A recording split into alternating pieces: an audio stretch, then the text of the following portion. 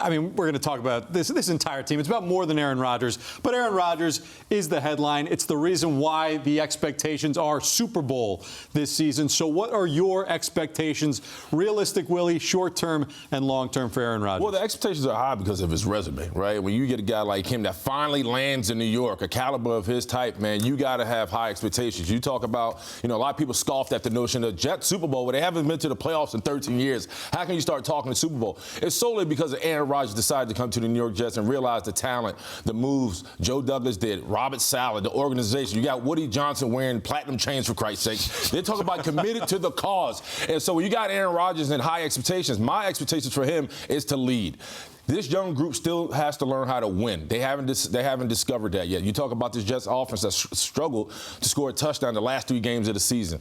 And you talk about this defense who's all world by all accounts, still needs to get it done and learn how to close games. So my expectations for Aaron Rodgers, lead this team, be the difference maker, be the X factor, be the ones that New York love.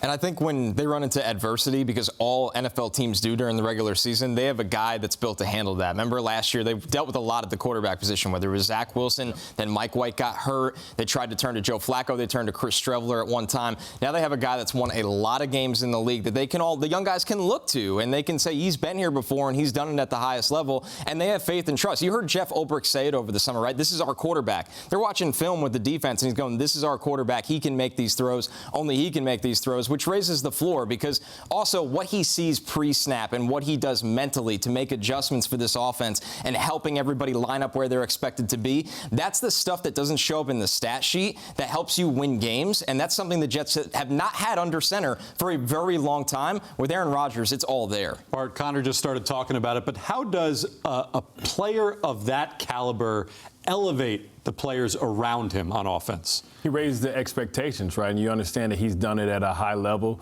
And when you see them go out and give up the equity that they had to give up, whether it was draft, whether it was player personnel, you know that this team is about winning right now. So it raises everybody's level because, hey, we're trying to win something. So I don't want to be the person that stops us from winning. Let me step my game up. Let me make sure I'm studying. And he holds all these young guys accountable. So now you talk about your football acumen. You better study for your test. You better be prepared because you have to earn his trust. We know about the stories in Green Bay where you talk about Romeo Doubs, you talk about Valdez Scanley. He didn't trust him. You didn't get the football. You better know where you're supposed to be. You better know the side adjustments.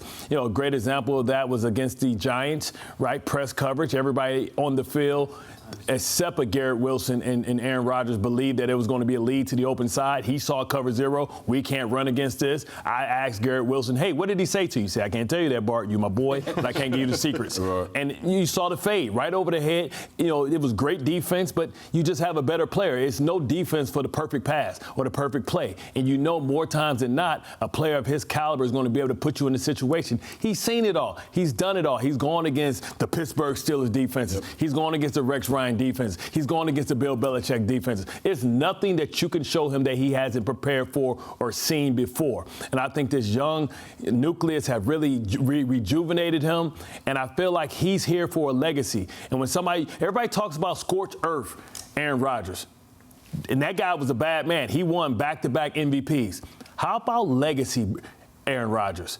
Playing for his future, trying to be immortalized, trying to make sure that he's considered one of the greats of the greats. He's already a Hall of Famer, but it is different rooms in the Hall of Fame. He's trying to make a case to be on the top floor, only with 2, maybe 3 Super Bowl championships, which means that he has to try and skip some guys that has more of the hardware, like a Joe Montana, like a Terry Bradshaw, like a Troy Aikman, like some of these guys that we hold in higher echelon. You get the Jets somewhere, oh man, they put you right below Jesus Christ.